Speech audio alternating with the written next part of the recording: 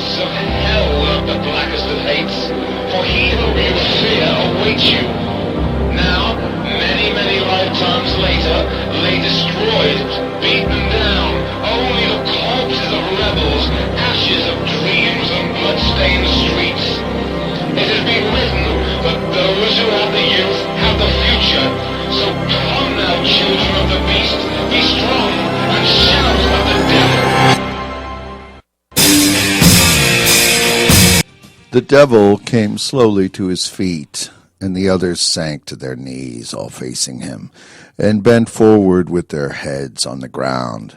For a long moment he stood watching them, and to Mary, crouching in the dark. He seemed now an embodiment of evil and the power over his followers. His hand went to his hip, and slowly he drew out a slim, short-handled whip, with the thin and wicked lash. He shook it in the moonlight, then stood looking down again at the circle, where not a head had moved.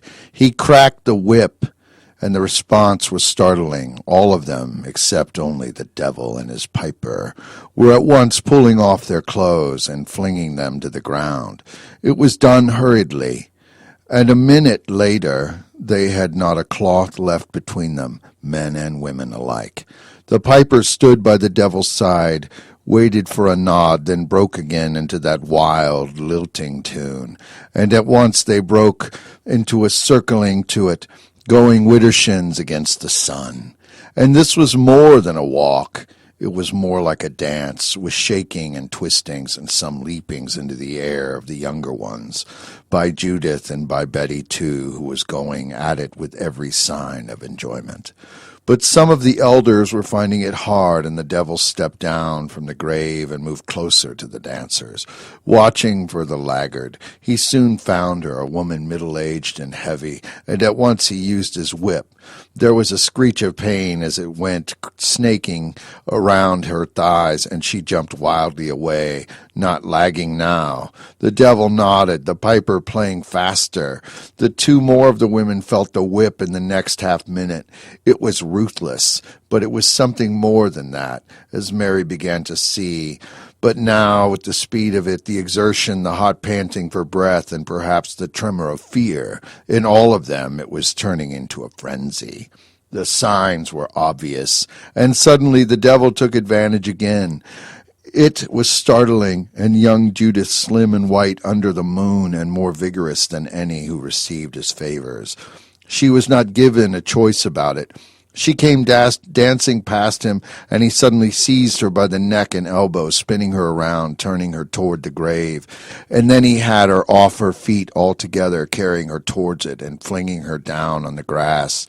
She grasped for breath, and the rolling over, looking up at him, and he divided top of her. The dancers had stopped breaking away at the first sight of this, and now they were clustered round, holding to one another in shifting breathless ring that cut Mary's view of what was in the center. And she was not sorry that it did. She had seen enough already to dispose of any thought that this was seen enough of this ghostly devil. He was proving himself extremely human. These passages are pretty dark, and our Satan is alive and well on planet Earth, isn't he? In us, as we are the created beasts of Lucifer on planet Earth, or whatever this place is, civilizations that have come and gone. It is a snow blizzard outside. A lot of my listeners have said about that it's been more snowy this year than it has in the past 20 years.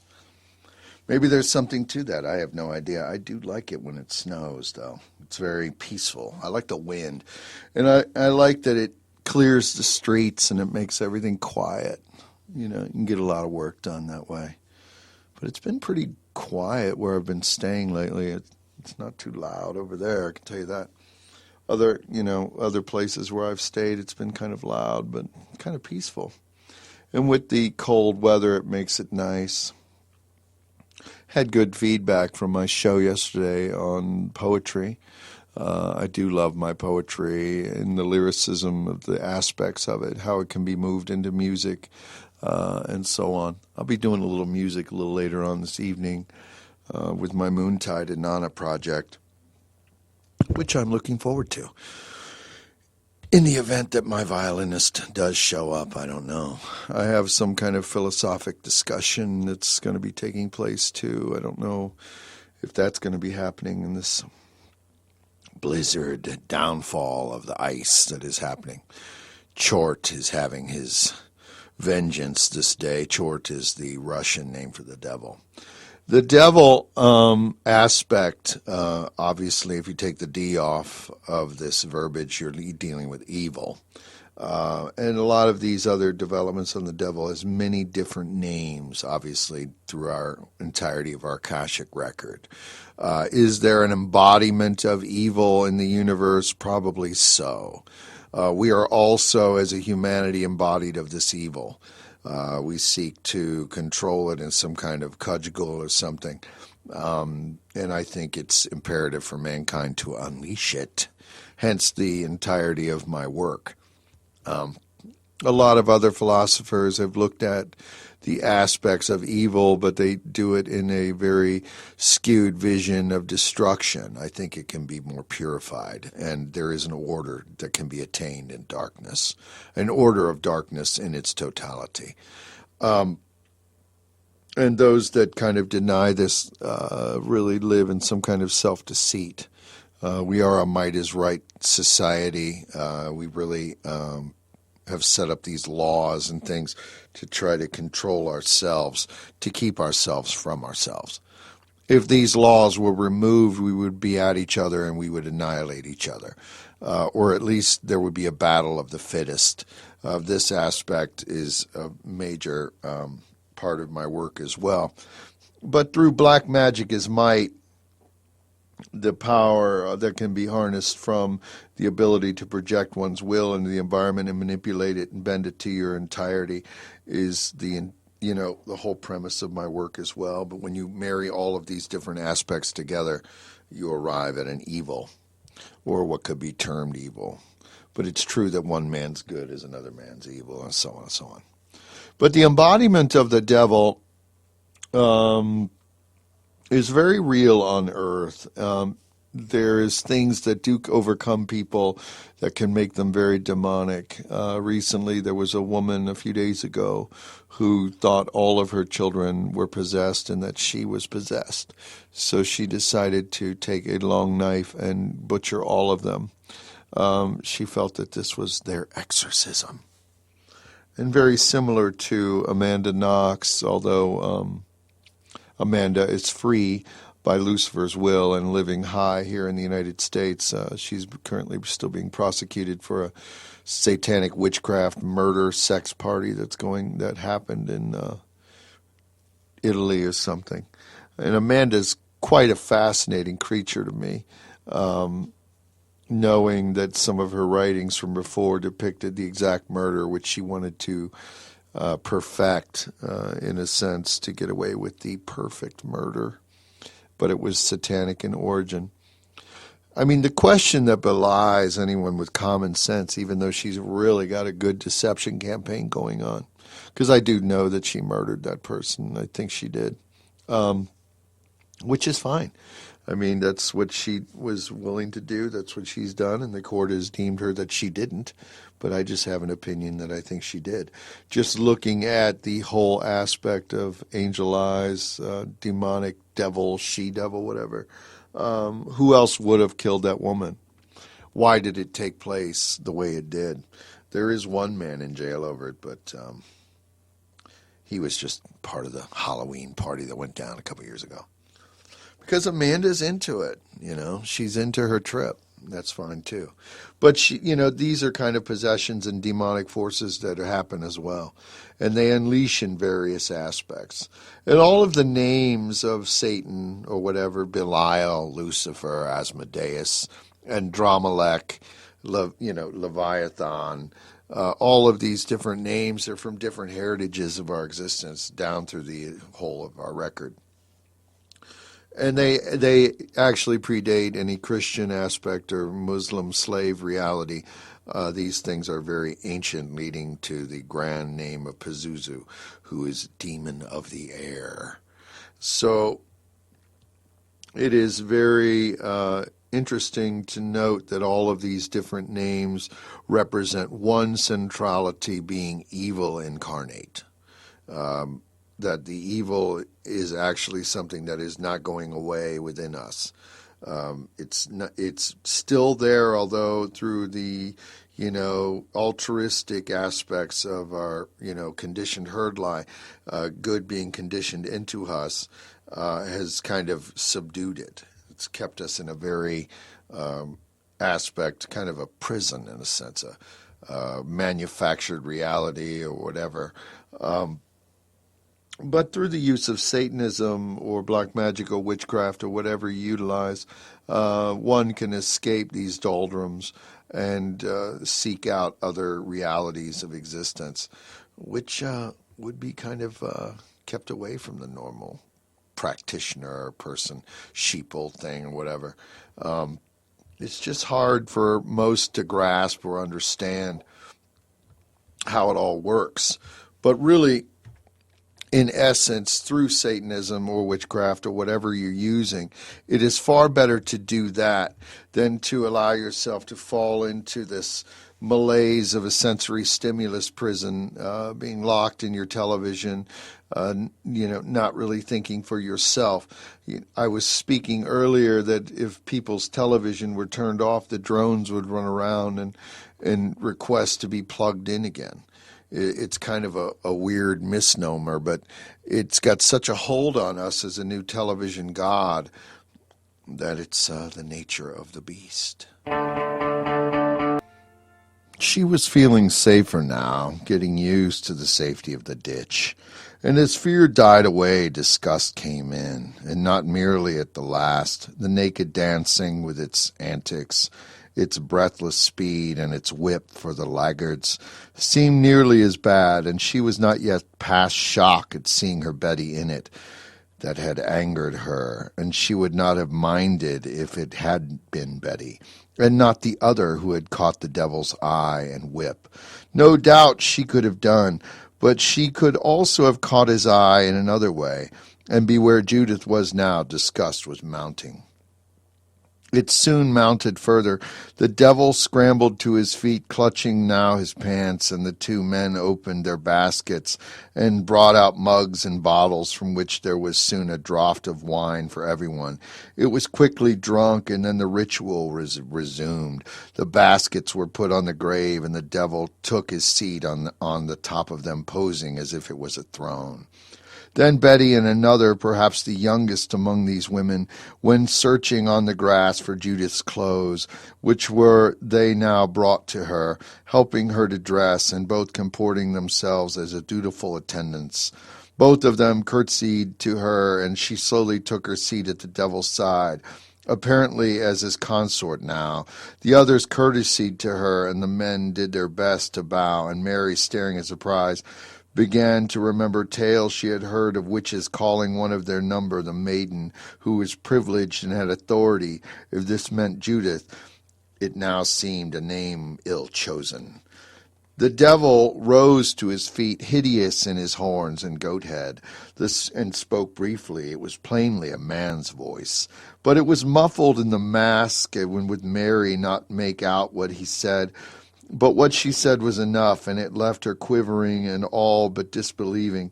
Judith, too, was on her feet, and as the devil turned, putting his back to them all, she dropped to her knees and at her side, stretching out her hands and tugging off his pants in determined style until she had pulled them down below his knees. She bent to him and did more to perform on the grave. Ave Satanas on the Pentacle-Hours today, live from 5 to 7, reading a little bit of some work that I enjoy from a distant age about the devil, and a little bit more of a discussion about whether the devil is an embodiment or a force or something. It's probable that there is some kind of devil force on the earth, absolutely, manifests through us, in us. Is it a separate entity? Could be demonic in nature, some manifestation from beyond the grave. If you have all of these different variables in our current status as an existence, very hard to rule out. A lot of people have these demonic encounters or something. I speak with people in various parts of the world, and they have like incubuses visit them or succubus visit them or something. I've had projections from people that didn't even realize they were projecting, that had come down over me. It's interesting. There's even doppelganger forces or something. There's a lot to this that is unexplored, and I'm sure in scientific methods, as we encroach more into the future, we'll be able to discover what all this is. It goes to parallel existences. Are these forces coming through realities that are, in between the lines of our current reality? Or are they just manifestations, ghosts of the mind or something? It's very hard to ascertain because there's a lot going on. And as a black magic practitioner, and what I've seen, some of this doesn't require your belief because it believes in you. And so as I've looked at it, I've kind of come to my own assertion that evil and the manifestations of the devil come in many forms. They can be from the lowest guttural criminal to the high-minded Illuminati people that are meeting over at Davos right now in Switzerland, probably living it up in their fancy clothes and high life. And I like the high life too, and I like fancy clothes too. So there's different levels and tiers even to the Mephistophelian aspect of our existence, because we are, as practitioners, we're like that. Witchcraft is different. Witchcraft is more earth-based, however, has very little boundaries to it, where I think that Satanism or different other aspects of black magic kind of do create boundaries and do have a lot of ownership on things. We're not necessarily a free love kind of thing. It's just different. But, it's all about how you agree to it, to each his own in a liberated reality. I mean, if we were under some kind of Iranian trip, we couldn't even have these conversations of free speech as we're having them right now. Free speech would be but a dream, because they're the ones in these other realities that are like, pouring acid on children who are claiming them to be witchcrafts or something. And clearly Aram, who is their devil designated into the Arabic aspects of reality, has a tight hold on that. And Aram could be behind some of that because he's a very deceptive type of power.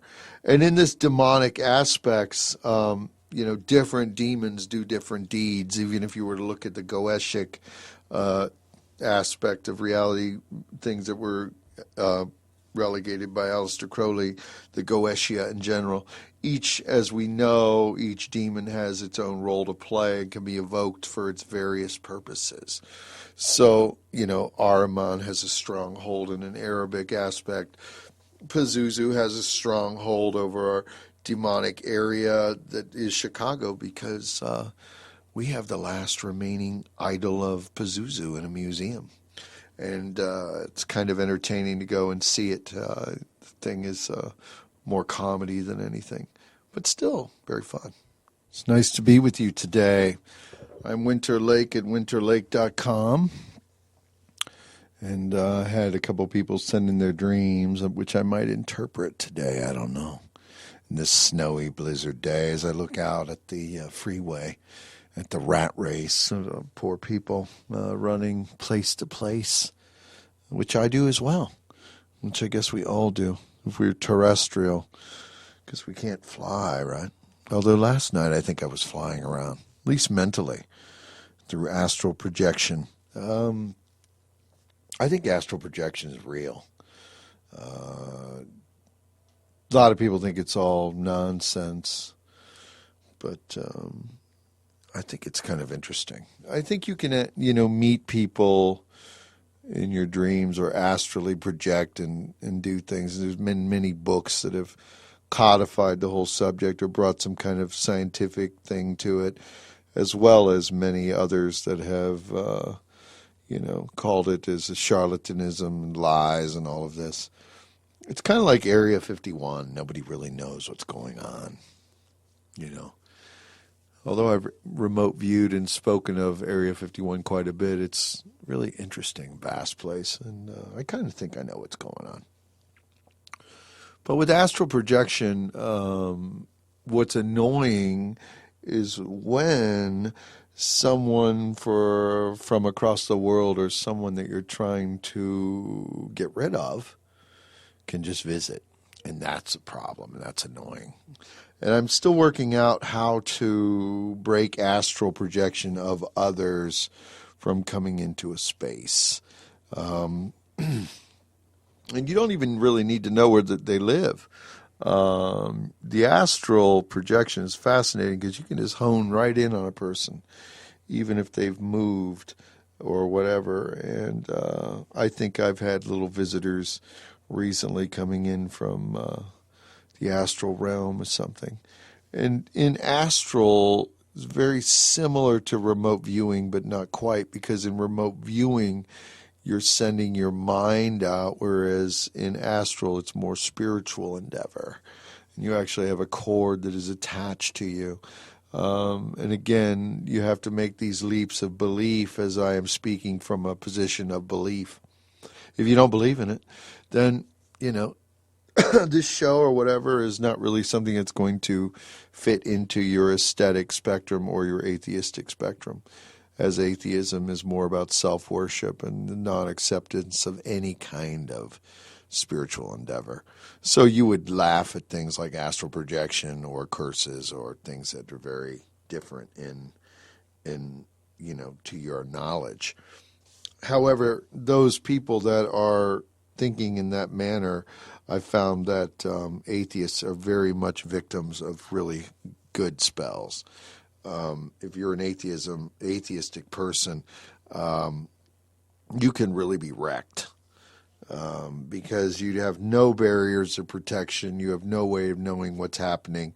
You'll just see your luck shift, and all of a sudden, your brake lines are going to go out, and you have no clue as to why that occurred, or some kind of random accident or something transpires, and you'll just chalk it up true enough indeed to the cold hard logic of, this event and the causality happened here. But the black magician will know better. But, in looking at this astral projection or unwanted visitors, I think a similar tactic can be used as is done with remote viewing. Some kind of confusion can be relayed there within the room or something to keep the person out. In remote viewing, like in silos, they'll put like a Bugs Bunny in the middle of the wall or something, and that will freak out the remote viewer, and they'll doubt themselves. Whereas in Astral, I think very similar tactics can be used, possibly with crystals or blinding lights or candles and things, icons, that can, shatter the realm of Astral and makes it fuzzy. It makes it too hard to hone in on things. So I think that, if you are having an astral visitor, there are certain methods that can be done to keep that person from coming around. But I don't know. I'm still working on it. I astral travel all the time. I go places all the time. It's very enjoyable.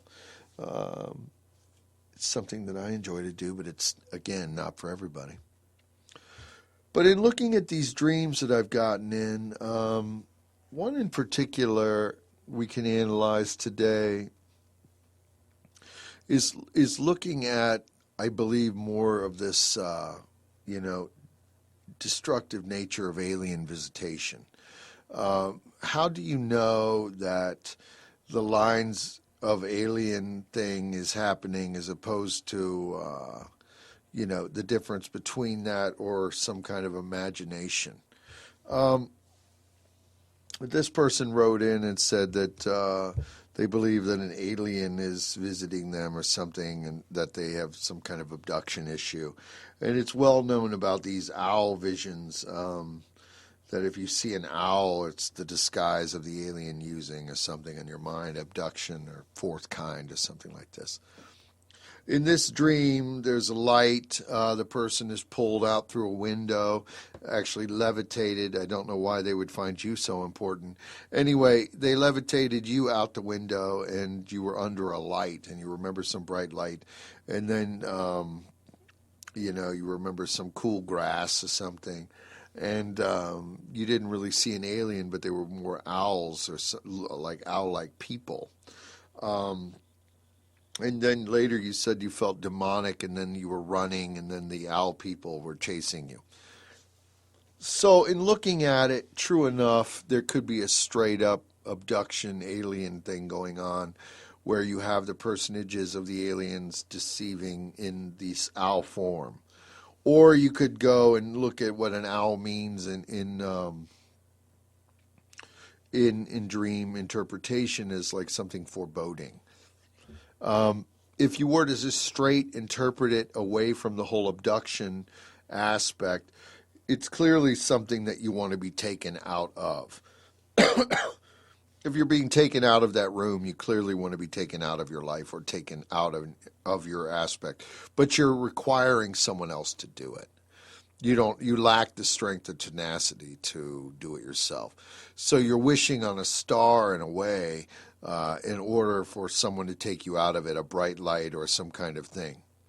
And to even have this whole thing of being chased in the dream, that's always anxiety-based and stress-based, you really want to be just scared in that aspect and to break clear from all of that in that history in that you were obviously experienced or something. That's how I would just interpret it.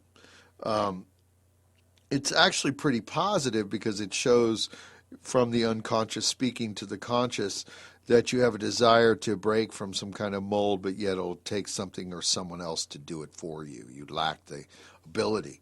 But if it were just an alien thing, it clearly fits all the parameters of an alien encounter, because a lot of individuals, or at least they could be making it up, and this whole dream could be made up as well, as I've said before.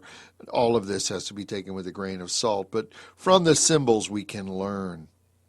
And as we learn from these different things, we can like analyze it, and that's why we're doing it. But the owls are very standing out to me because that's been well recorded that they're, that's the form they come in.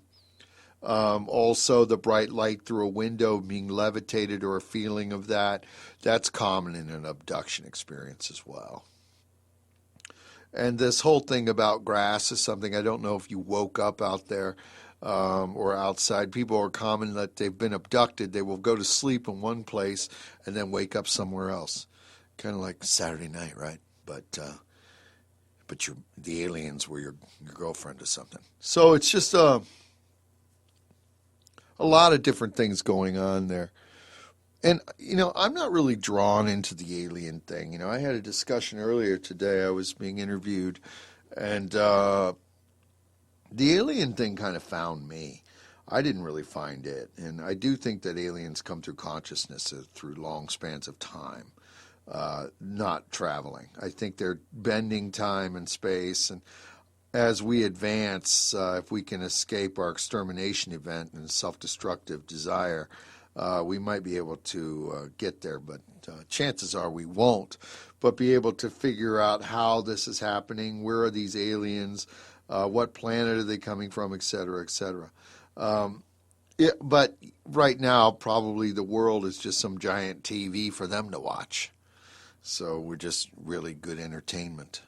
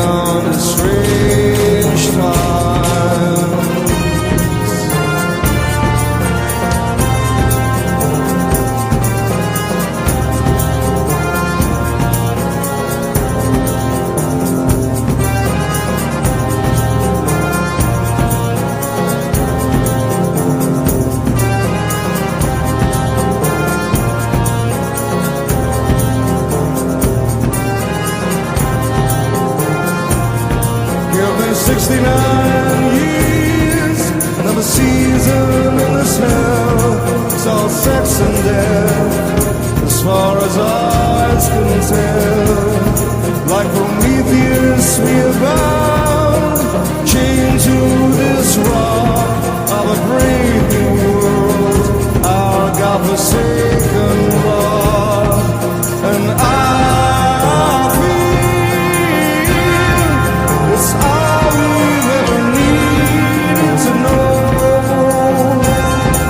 To world's end and the seas run cold.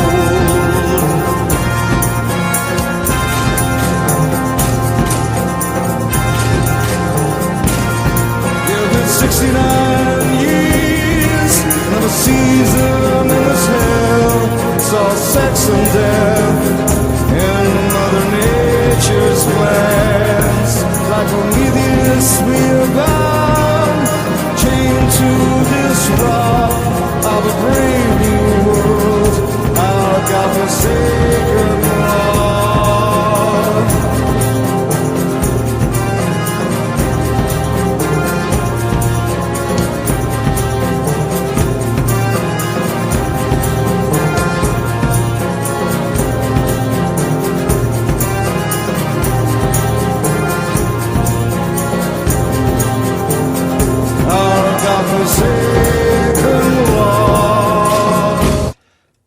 Witchcraft is claimed to be the oldest religion in the world, the cradle of all sects and cults and theologies of mankind.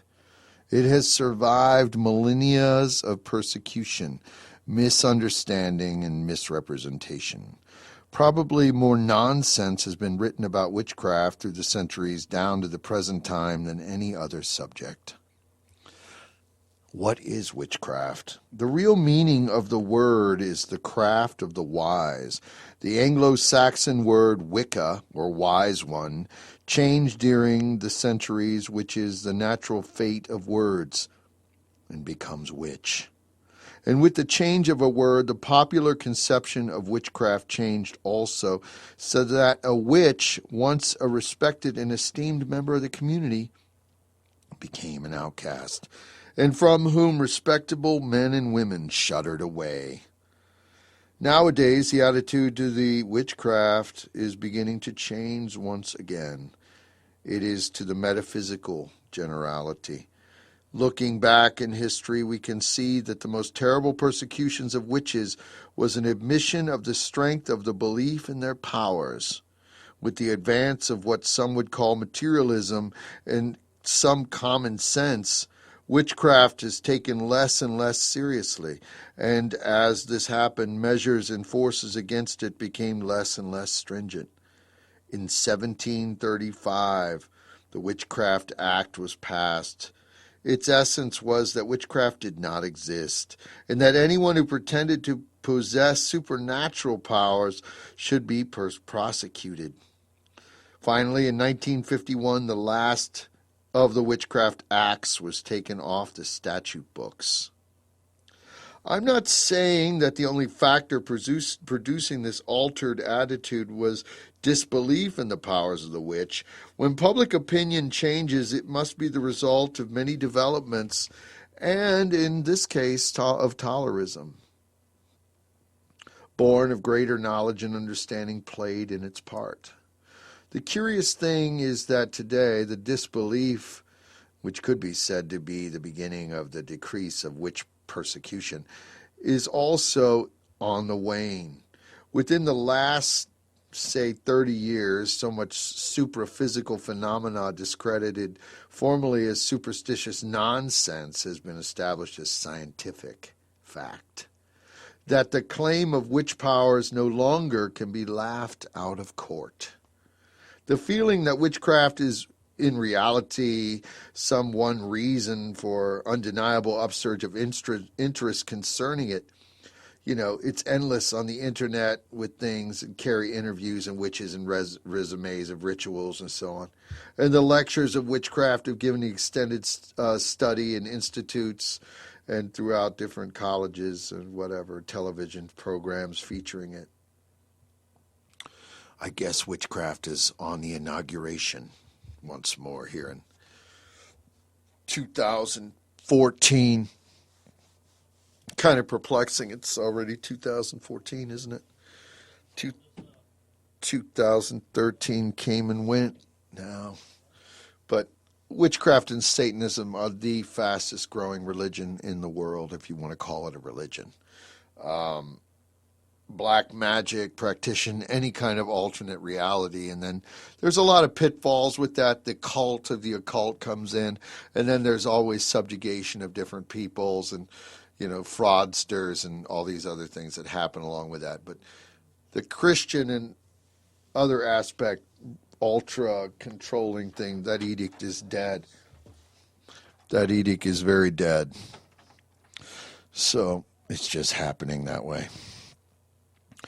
But overall, I think it's an inevitability, but Islam is not falling hard enough. That is actually very much a threat to Luciferianism and Satanism and witchcraft, or freedom of people everywhere. So it's an inevitability that this thing with a clash of different aspects from one religion to another will fight.